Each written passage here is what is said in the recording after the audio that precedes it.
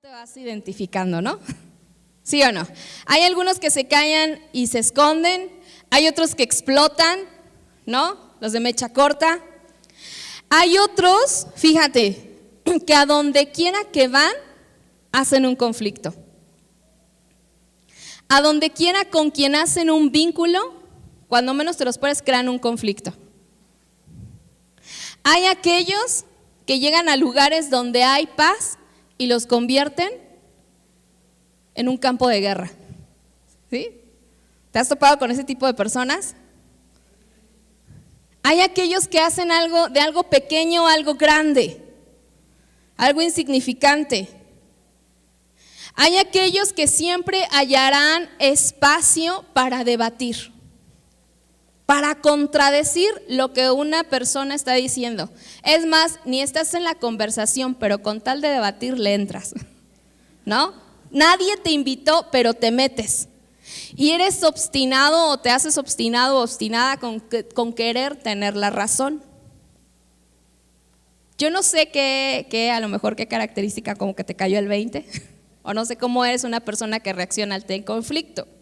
Durante este tiempo yo te estaré hablando de un personaje de la Biblia que supo enfrentar muchos conflictos, o que no supo, o que algunos los enfrentó, otros no, pero que creció en medio de ellos. La finalidad de cada conflicto es que tú crezcas, no que te tire, no que te apague, sino que crezcas. Hablaremos de David. En esta mañana o en esta tarde yo te estaré hablando de David. David tuvo un conflicto con Goliat, ¿sí lo recuerdan? David es una historia muy conocida en la Biblia y yo te estaré hablando de él. David enfrentó un conflicto con Goliat y a pesar de que es una historia que se le asemeja como que ¡wow! Un gigante, yo te podré decir que fue la batalla más sencilla que tuvo David, porque simplemente lo derribó con una piedra, ¿no? Obviamente fue en el nombre de Jesús, pero fue la batalla más sencilla de ganar, por así decirlo. Tuvo la batalla con Saúl que duró 10 años. ¡Wow! ¿Cuánto lleva tu conflicto? ¿No? Tuvo el conflicto con una de sus esposas que lo dejó en vergüenza en público. ¿Sí se acuerdan? ¿No? E incluso David también hubo momentos donde tuvo conflictos con Dios. O sea, David es una persona como tú y como yo, que tuvo conflictos. Alguna vez en tu vida yo sé, o puede ser que te hayas conflictado con Dios. ¿Por qué estoy pasando por esta situación? ¿No? O le habrás preguntado como, no preguntado sencillamente o en el afán de por qué, sino ¿por qué a mí? ¿Ok? ¿Sí? Ahora, algo importante que tú debes de saber es que rara vez el Señor te quita los conflictos. Así que, ¿cómo? Rara vez el Señor te quitará de tu vida o apartará de tu vida los conflictos. ¿Sabes por qué? Porque esos son los que Él utiliza para llevarte a otro nivel de madurez. Por eso es tan importante cómo tú actúas en medio del conflicto. Rara vez Él aparta tu vida de un conflicto. Y veremos en la Biblia, y tú te habrás dado cuenta en tu propia vida, que cada conflicto que tú pasas, llegas a otro nivel de fuerza, ¿no? Fuerza del corazón, no física, sino del corazón, no solamente física, y llegas a otro nivel de madurez.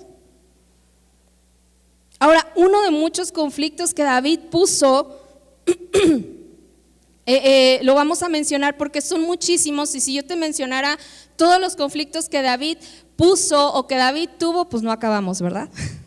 No acabamos, son muchísimos, pero esta mañana solamente te voy a hablar de uno que tuvo, y por eso es que yo te decía, de los primeros conflictos que enfrentamos son con la familia. Ahora, yo una pregunta que tengo, y porque aquí empieza a desencadenar todo, ¿ustedes saben quién va a ser usado poderosamente por Dios? ¿Es posible saber eso? ¿Se quedan así como de sí o no?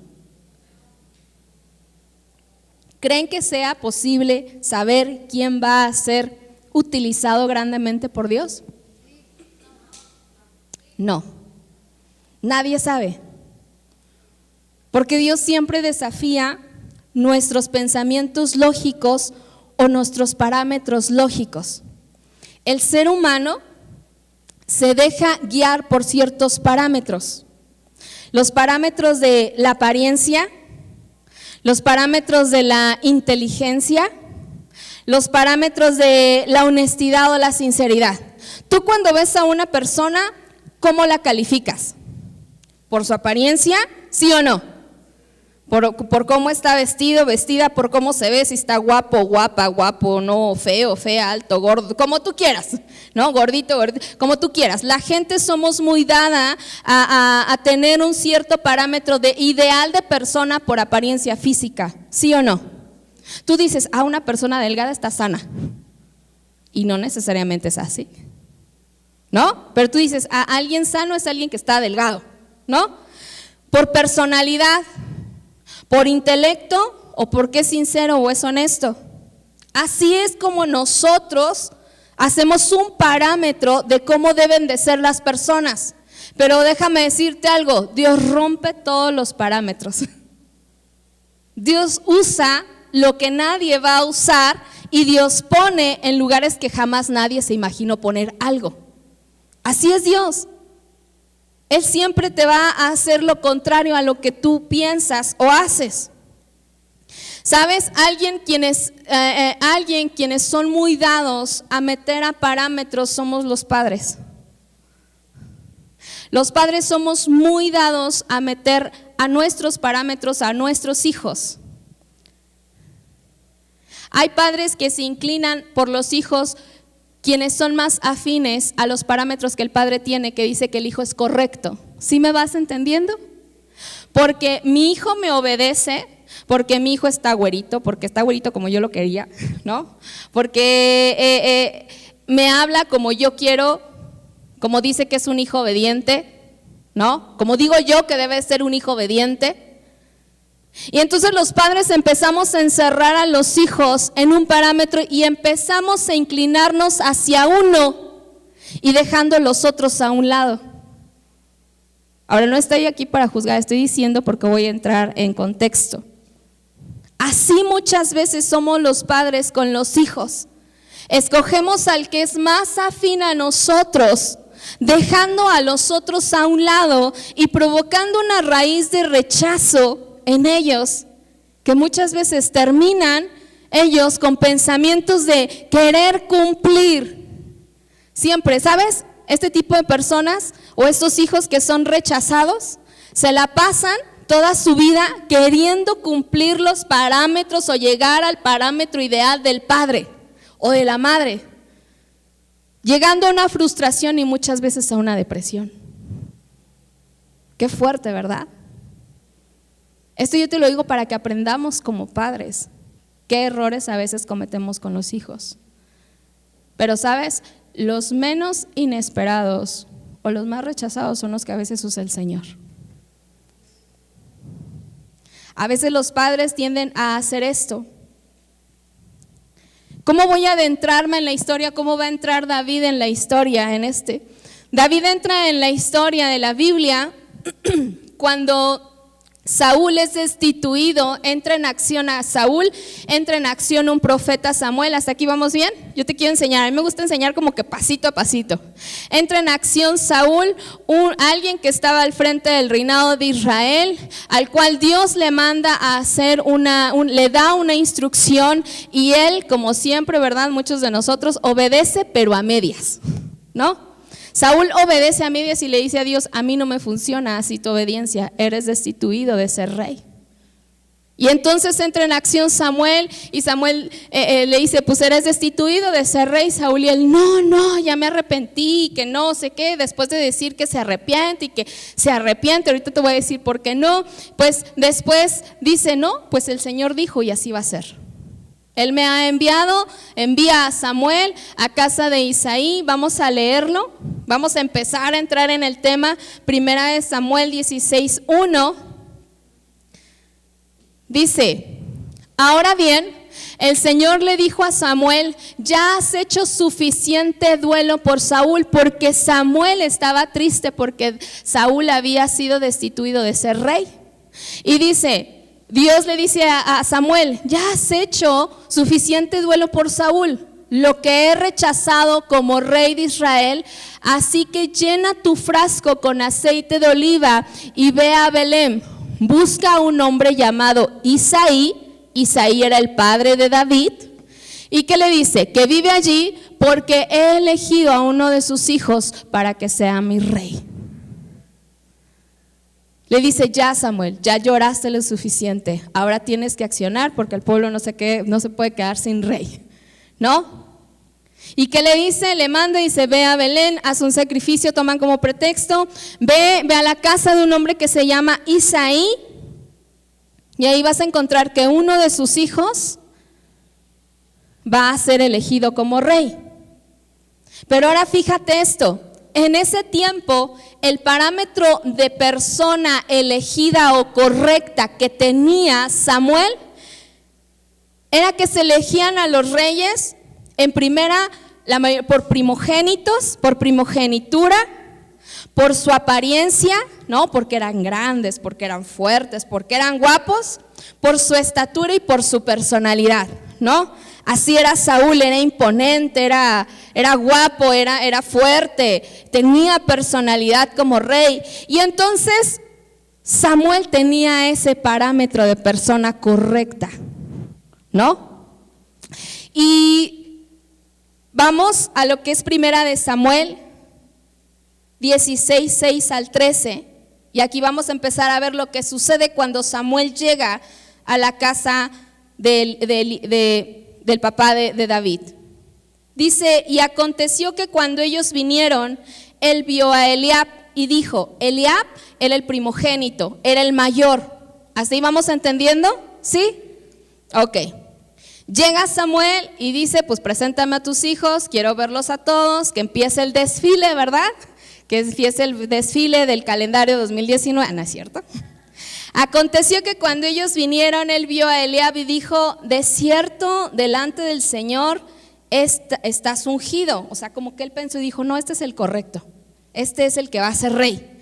Y el Señor respondió a Samuel, no mires a su parecer ni a lo grande de su estatura, porque yo lo desecho, porque el Señor no mira lo que mira el hombre, pues el hombre mira lo que está delante de sus ojos, pero el Señor mira, ¿qué mira el Señor? Entonces llamó Isaí a Abinadab, el segundo de sus hijos, y lo hizo pasar delante de Samuel, el cual dijo, tampoco a este ha escogido el Señor. Hizo luego pasar a Isaí a Sama, el tercer hijo, y él dijo, tampoco a este ha elegido el Señor, ¿no? E hizo, dice, pero Samuel dijo a Isaí, el Señor no ha elegido a estos. Entonces dijo Samuel a Isaí, ¿son estos todos tus hijos? Y él respondió, está hablando que hizo un desfile de 7 hijos aprox, ¿no? David era el octavo y era el oculto, era el olvidado. Entonces Samuel, después de ver todo ese desfile, le dice, pues es que el Señor me dice que no es ninguno de estos, no es ninguno. Y le dice, ¿son todos estos tus hijos? Y él respondió, queda aún el menor que apacienta ovejas.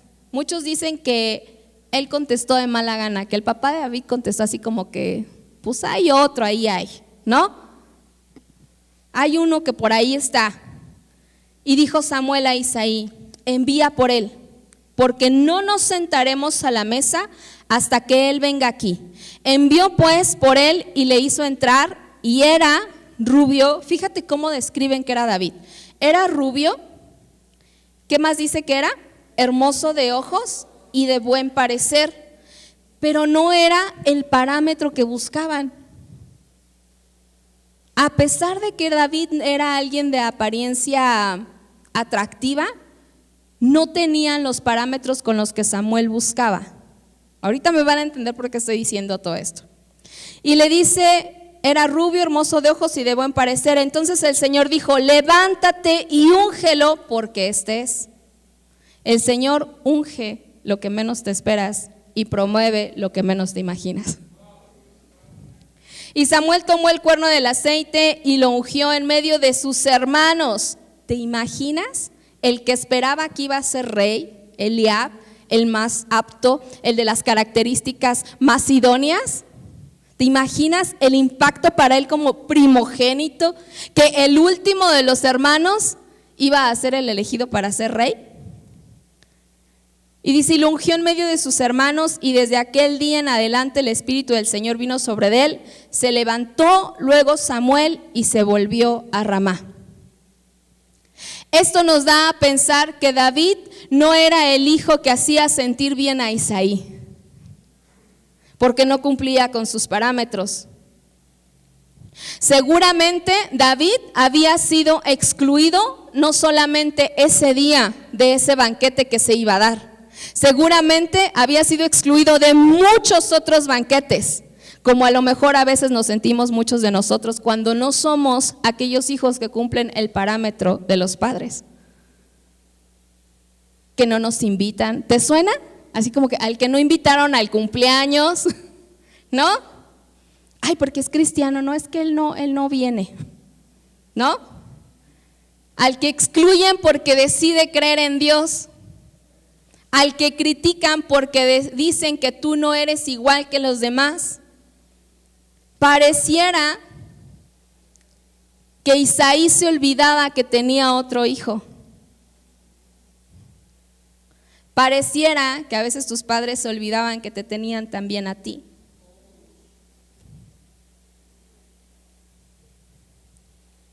A lo mejor tú has sido excluido por mucha gente alrededor de tu vida o a través de tu vida.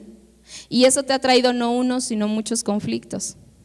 ¿Sabes? Lo que yo veo es que cuando un padre pasa por esta situación o este conflicto de rechazo o exclusión de su familia, seguramente tú cuando seas padre vas a hacer lo mismo porque son patrones aprendidos. Ojo con que no estés cometiendo lo mismo con tus hijos, ¿ok? Y dice en 1 Samuel 16:12 que envió Samuel por él y le hizo entrar, era rubio de buen parecer, lo levantó, lo ungió. Qué tremendo que el hermano que ni siquiera estaba en la carrera fue el que ganó la carrera. A lo mejor tú te sientes que no estás en la carrera. A lo mejor tú te sientes que no te mereces nada. Pero David no estaba en la carrera, pero Dios lo metió a la carrera. Y no solo lo metió a la carrera, hizo que ganara esa carrera. Tal vez tú dices, no estoy ahí. Espera, porque cuando menos te lo imagines, Dios te va a meter a la carrera y tú la vas a ganar. Así veas a los más aptos, a los más idóneos. Así veas a que hay muchos mejores que tú. El Señor dice o hace lo que menos nos imaginamos y esperamos. ¿Te imaginas el cuadro que yo te estoy presentando?